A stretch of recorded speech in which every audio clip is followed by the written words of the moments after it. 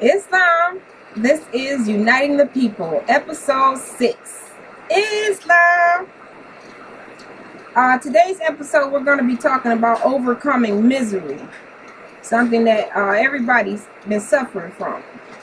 So I'm coming to you out of our Holy Quran, the Moorish Science Temple of America. And I'm in the chapter on misery. Feeble and insufficient as thou art, O man, in good, frail and inconstant as thou art in pleasure, yet there is a thing in which thou art strong and unshaken. Its name is misery. It is the character of thy being, the prerogative of thy nature. In thy breast alone it resideth. Without thee, there's nothing of it. And behold, what is its source? But thine own passions. He who gave thee these gave thee also reason to subdue them. Exert it, and thou shalt trample them under thy feet. Thine entrance into the world, is it not shameful? Thy destruction, is it not glorious? Lo, men adorn the instruments of death with gold and gems, and wear them above their garments. He who begetteth the man hideth his face, but he who killeth 1,000 is honored. Know thou, notwithstanding, that in this is error. Custom cannot alter the nature of truth, neither can the opinion of man destroy justice. The glory and the shame are misplaced. There is but one way for man to be produced. There are 1,000 by which he may be destroyed. There is no praise or honor to him who giveth being to another, but triumphs and empire are the rewards of murder. Yet he who hath many children hath many blessings, and he who hath taken away the life of another shall not enjoy his own. While the savage curseth the birth of his son, and blesseth the death of his father, doth he not call himself a monster? The greatest of all human ills is sorrow.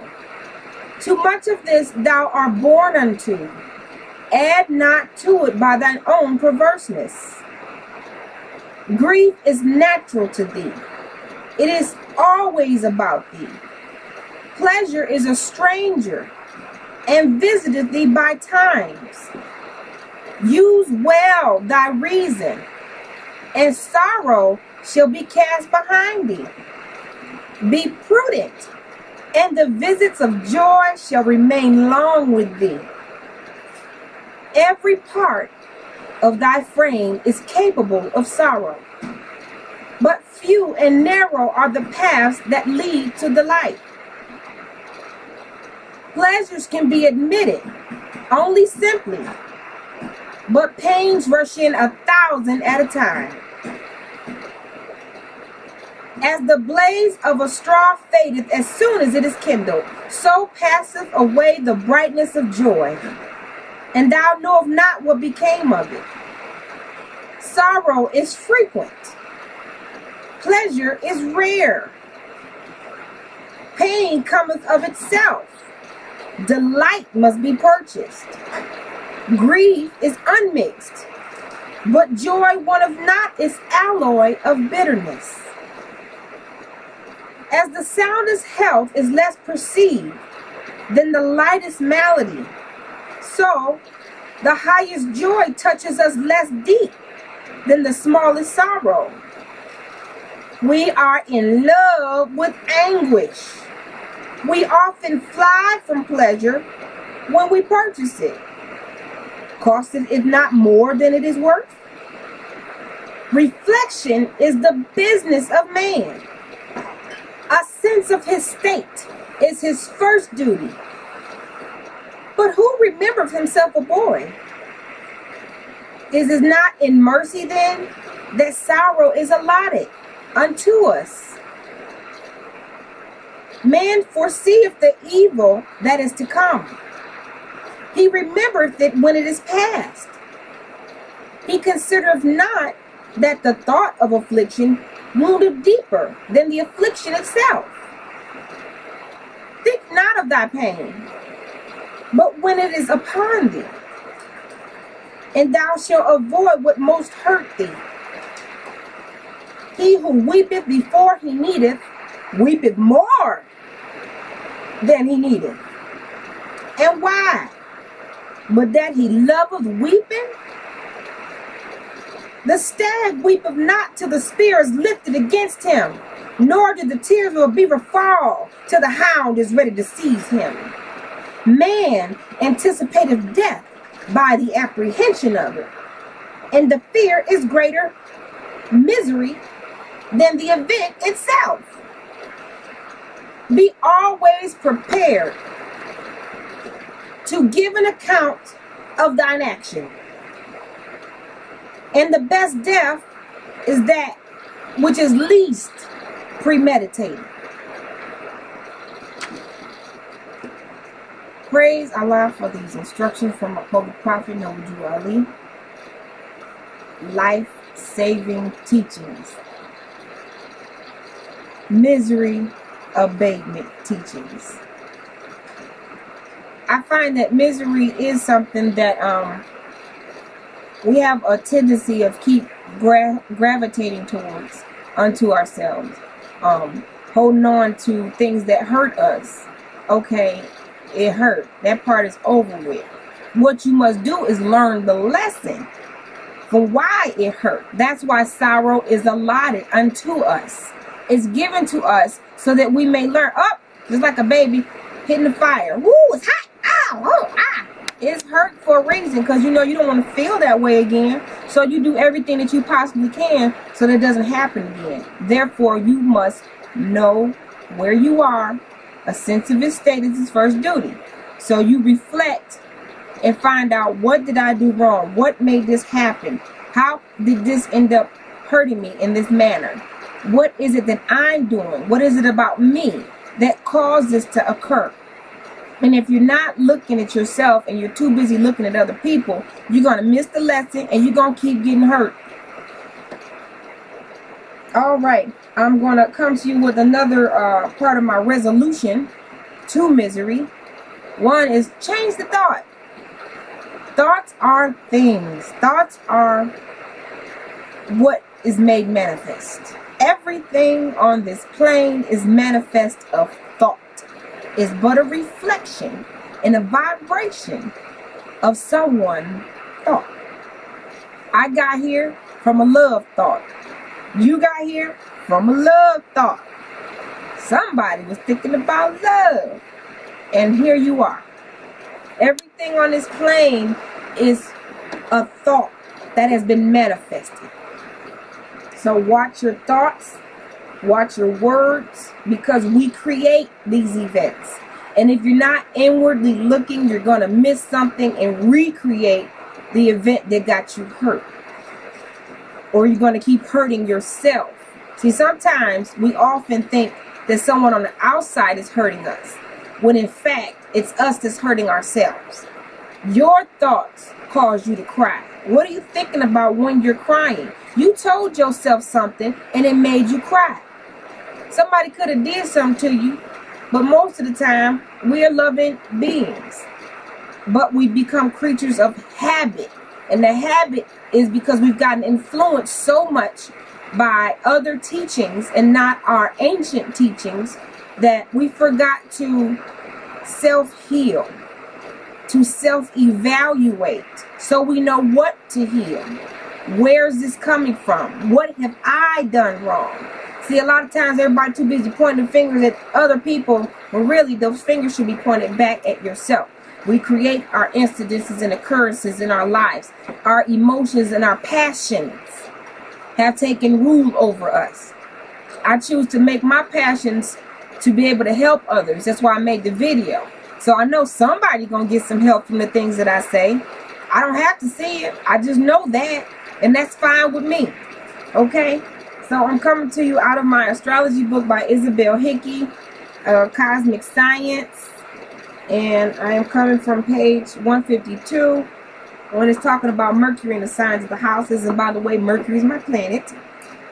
But there's a wonderful passage in here that I must share because it encompasses all people and the subject matter and what we're talking about, overcoming misery and understanding that misery comes from our thoughts.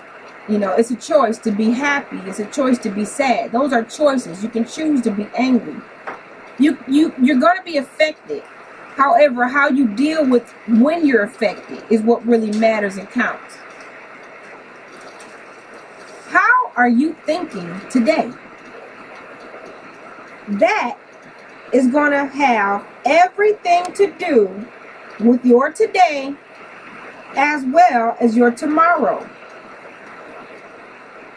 Choose the thoughts you allow to remain in your mind.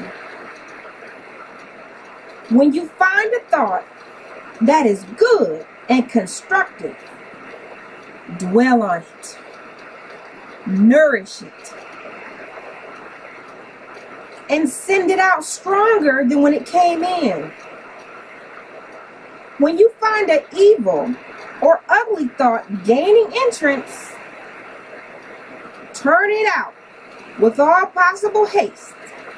But do not send it out to fasten on to someone else.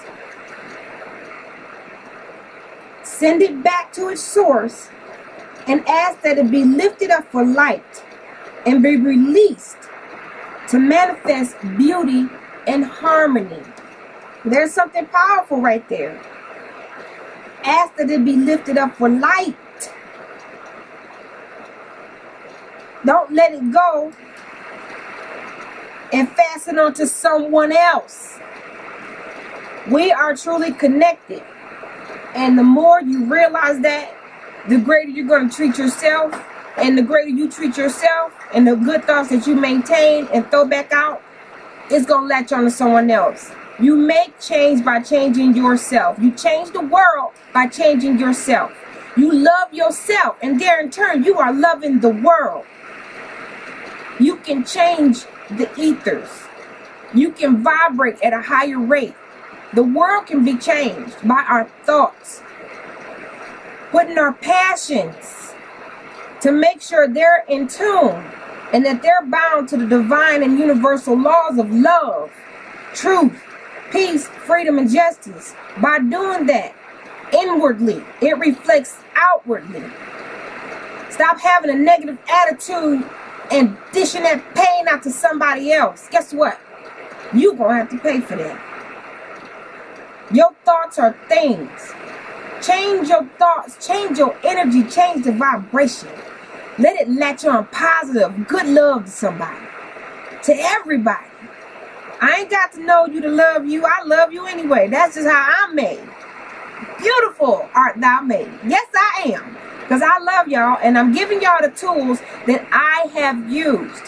I'm not going to come on the show telling you something I have not practiced for myself. I have practiced. I have done this. It works. But somebody I have tried to help, it just didn't work with them because they couldn't change their thought. Their choice was to stay at a low vibration. And when those things happen, you have to make the choice to elevate, move forward, and leave. Because you've already set the example. You've already set the tone by your actions, by your divine love, by your good thoughts for that person.